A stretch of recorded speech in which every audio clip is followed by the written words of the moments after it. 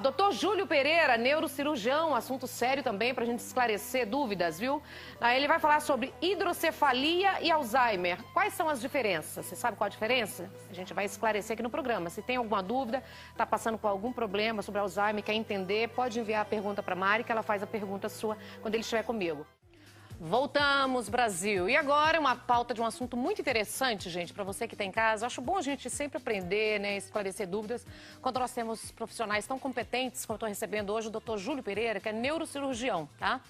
Eu sempre digo que o meu melhor amigo é um neurocirurgião, é um neuro, né? O melhor amigo para quem teve 2 AVCs, né? Uma trombose cerebral hemorrágica 5 anos atrás. Aí a gente sempre tem que estar acompanhando. E hoje eu queria entender hidrocefalia.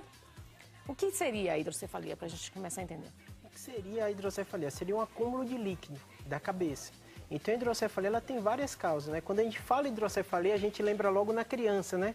Que às vezes ela nasce com um probleminha congênito, esse líquido se acumula. Então, a hidrocefalia seria isso. Geralmente você já nasce com? A grande maioria das vezes, sim. Tem algumas causas de hidrocefalia. A principal é a congênita. A criancinha já nasce com esse líquido acumulado, quando a mãe vai fazendo os ultrassons, de um modo geral, descobre. Então, ela já nasce sabendo que tem um acúmulo de líquido. E esse líquido, doutor? Como que a gente faz hoje? O que acontece? A gente mesmo produz, né? Todo mundo produz. A gente tem mais ou menos 150 ml de líquido circulando no nosso sistema nervoso, envolvendo todo o cérebro e as meninges. Você está explicando, né? Isso. Então, esse líquido, ele faz o revestimento, né? Por baixo das meninges. E ele serve para quê? Para proteção e ajuda também na nutrição. O que acontece? Geralmente tem 150 ml e produz, isso troca 3 vezes por dia. Se você tem qualquer problema que atrapalha ou aumenta essa produção ou dificulta a absorção, isso causa hidrocefalia.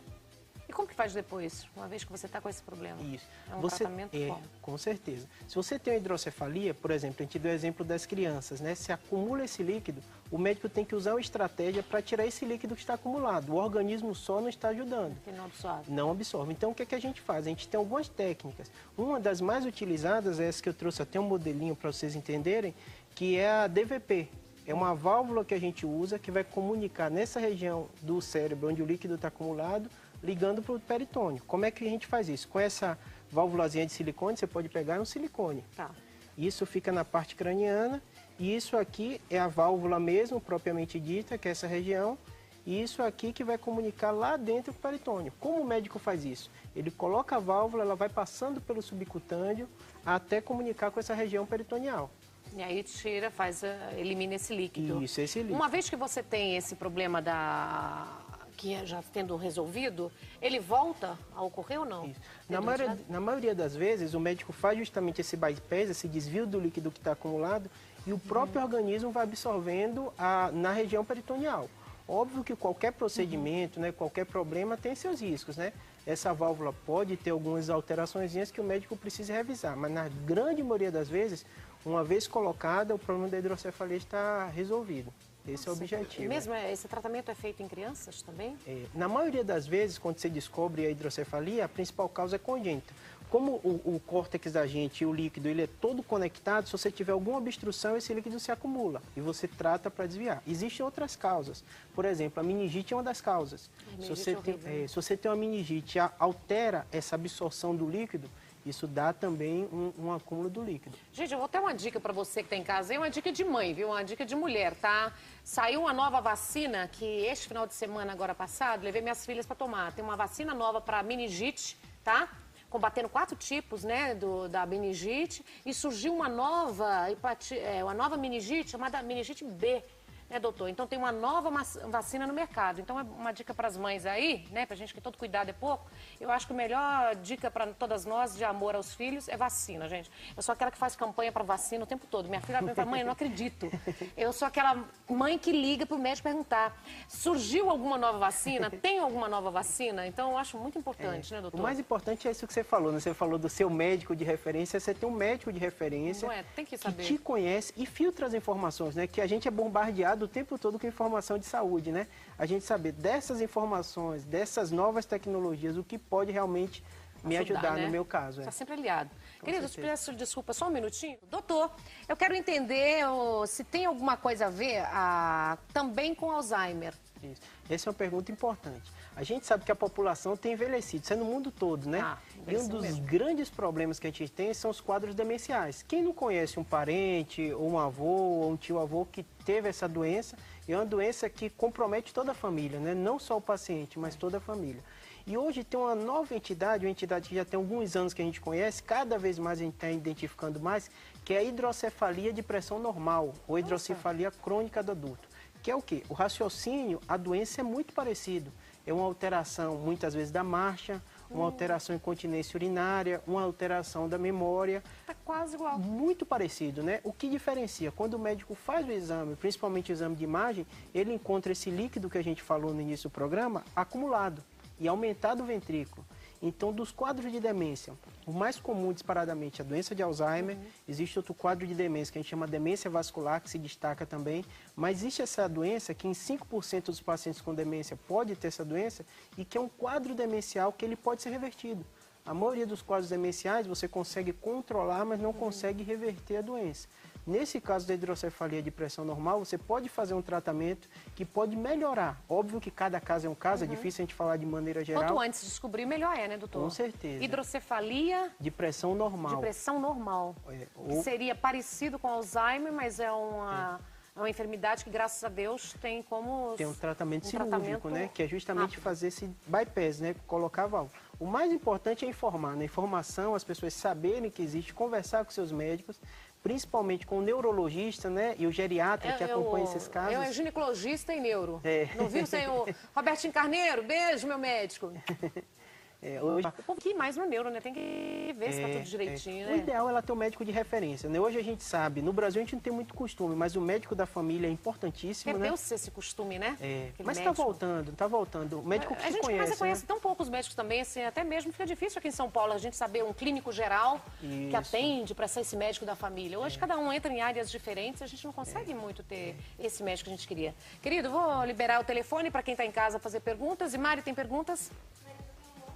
As pessoas estão bem interessadas, nosso e-mail está bombando. A Paula Bonner pergunta se a hidrocefalia pode se manifestar a qualquer momento, doutor Júlio, no sentido de que a pessoa está um dia normal, começa a sentir uma dor de cabeça e é hidrocefalia. E a Vitória Nogueira quer saber como é feito o diagnóstico. Isso. É bem interessante. O que acontece? No nosso crânio, o crânio, ele circula o cérebro, né? Então, qualquer evento, isso pode ser uma tumoração, um sangramento, que dá um efeito de massa, o principal sintoma é a cefaleia. Então, de um modo geral, a pessoa tem uma dor de cabeça e a partir do momento que ela tem essa dor de cabeça, que ela não tinha antes, quem tem enxaqueca nota que é diferente, né? É uma dor diferente e, de um modo geral, é o paciente que vai para o pronto-socorro. Então, é um quadro agudo que o paciente vai no pronto-socorro ele é visto pelo emergencista e, de um modo geral, já respondendo a segunda pergunta, é o exame de imagem. Então, o médico tem uma suspeita, né, de alguma coisa estar aumentando a pressão dentro da cabeça, ele faz a tomografia, de um modo geral, o primeiro exame, aí ele identifica, é um sangramento? Ele vai para uma linha de raciocínio. É o líquido acumulado? É a hidrocefalia? Aí ele tem que fazer outro tipo de abordagem. E quais são os sintomas, assim, mais conhecidos que as pessoas, nós, assim, que não temos experiência, que a gente pode perceber para, de repente, falar assim, de repente eu posso ter isso? Isso. A hidrocefalia tem alguns tipos, né? A hidrocefalia aguda, que é o quadro de urgência, de um modo geral, é cefaleia e sonolência. Então, é um paciente que vai para o pronto-socorro. Então, é um quadro muito agudo, de um modo geral, a gente não tem dificuldade de diagnosticar, porque a família percebe e leva no pronto-socorro. A hidrocefalia de pressão normal, que é uma outra entidade, ela se manifesta através da alteração da memória ou do comportamento, a incontinência urinária e a alteração de marcha. Então, é o paciente que vai para o neurologista ou geriatra e ele avaliando pode notar. Isso é uma doença de Alzheimer. Mas é a longo prazo? Ela é uma coisa que surge rápido? De um modo geral, é um quadro arrastado. Não é uma coisa. Esse é o problema das enfermidades. Leva muito tempo e a gente tem os nossos idosos aí e de repente não consegue perceber, né? O principal é você ter o seu médico de referência. Sabe que em algumas situações é difícil, mas se você tem um médico que conhece, a gente que é neurocirurgião, a gente recebe muito paciente do geriatra, né? O geriatra identifica e fala, essa não está sendo a evolução natural que eu costumo ver da doença de Alzheimer. Manda muitas vezes para o neurologista faz o exame de imagem, muitas vezes tem que fazer um teste que a gente chama TAP teste, que é o quê? Retirada do líquido e ver se o sintoma melhora. Então, se ele nota que é o acúmulo do líquido o problema, aí ele encaminha para a gente, para o neurocirurgião. Doutor, e quando acumula muito líquido, que você não consegue perceber, tem pessoas no Brasil todo aí que a gente sabe que não tem acesso, não tem condições financeiras. Eu não sei se a gente tem esse apoio pelo SUS, né, de neurocirurgiões o tempo todo. Esse líquido, ele pode aumentando mais, chegar ao ponto da pessoa ter um AVC? Isso. O que acontece? Qualquer líquido acumulado, ele dá sintomas, né? Na hidrocefalia aguda, isso é uma urgência. Se não for tratado, o paciente pode evoluir muito mal, indo até a óbito, se isso não for tratado muito rápido. Que é na criança e nesses outros quadros que a gente falou, né? Um tumor que comprime o líquido e acumula. No caso da hidrocefalia crônica, o grande problema, a hidrocefalia de pressão normal, é que esse paciente pode ter uma alteração cognitiva que, se não for tratada a tempo, é irreversível. Raramente esse paciente tem hipertensão intracraniana, por isso que a gente chama ela de crônica, porque o próprio organismo vai se adaptando. Mas se ele adapta, levando alguns danos, né? Alteração de marcha. Então, quanto antes você identificar... Ficando mais lento, o raciocínio vai lento. Isso. Turva também a visão, não? Ele chega a atingir De um modo geral, a hidrocefalia de pressão normal, não. Não, o que né? chama mais atenção a gente é essa tríade, né? A alteração do comportamento e da memória, né? A alteração de marcha e a incontinência urinária. Meu Deus, é tudo tão parecido, né? Que a gente pensa que não, mas uma coisa, se a gente não ficar muito antenado e procurar um médico que seja focado dentro dessa área, a gente vai ficar aí, né? Infelizmente, perder muitas pessoas pelo fato do desconhecimento, né? Diga, Mari. Olha só que interessante, o Caio Tosta perguntou pra gente por e-mail também, atardeshow@rbtv.com.br, se a cirurgia de colocação de válvula num feto de 5 meses com hidrocefalia pode ser feita intraútero ou tem que esperar que o bebê nasça, doutor Júlio? O que o senhor acha? Hoje em dia, a neurocirurgia tem evoluído muito, né? Então, cada área da medicina acontece, né? Você tem o generalista, depois passa para os especialistas, né? Hoje em dia, para você ter ideia, tem um neurocirurgião especializado na área pediátrica. Então, uma das abordagens que têm sido feitas tem sido feito intraútero, né? Aqui em São Paulo tem alguns especialistas que fazem isso, né? De um modo geral, o que mais corriqueiramente acontece é o tratamento após o nascimento. Óbvio que é difícil a gente falar em um caso específico, né? A medicina não permite, né? Desespera também, né? Então, cada caso é muito específico, né? Então, tem que individualizar o caso para ver as possibilidades. Mas o bom é que dentro do útero já dá para analisar se a criança tem, se o bebê, se o feto tem ou não tem. Com certeza. Isso é a principal Mas evolução. Qual o sintoma? Em quem acontece? O que acontece com a mãe? Isso, o bebê dela. Porque geralmente a mulher faz um ultrassom, o ultrassom geralmente é aquela coisa mais básica. O ultrassom às vezes é mais rápido, quando você tem um médico, um clínico particular, um médico seu, fica mais assim, com mais atenção. Quando a gente sabe que a gente vai para os atendimentos públicos aí, a gente sabe que não tem tanto tempo de dedicação. E aí, doutor? Os exames, hoje, quando a gente faz o pré-natal, se avalia também o ultrassom, né? E o ultrassom ajuda muito na descoberta das malformações, né, congênitas. O aumento? Ele dá um aumento? Geralmente é o aumento do perímetro cefálico. Então, se você olhar qualquer ultrassom, mãe que tem, quando ela for ver, com certeza vai ter avaliação do ultrassonografista dessa região craniana. Então, se há um aumento, como a gente falou, né? No adulto, aumenta a quantidade do líquido, dá sintoma. Na criança, como ela tem a moleirinha, né? O cérebro está aberto ainda, então o que acontece é o aumento do perímetro cefálico. Isso no período intrauterino e também quando a criancinha está muito pequena e nasce. Então, de um modo geral, a mulher fazendo pré-natal corriqueiramente, tendo a normalidade, na grande maioria das vezes isso vai ser identificado no exame. Tem que buscar ajuda em outros meios, né? Com certeza. Diga, Marizinha. O Matheus Arantes, Nani, o irmão dele fez uma cirurgia para hidrocefalia e usa válvula há 3 anos, mas ele continua com muita dor de cabeça. Doutor Júlio, ele pergunta o que deve ser feito nesse caso. Isso. O mais importante, como a gente falou, é o acompanhamento, né? Dor de cabeça, só para a gente ter ideia em números, né? Se a gente for perguntar e fazer uma enquete, muita gente com dor, muita gente tem. E a gente percebe o seguinte, nada impede que uma pessoa tenha uma enxaqueca e tenha outra doença, neurológica ou neurocirúrgica. Então, muitas vezes é necessário diferenciar.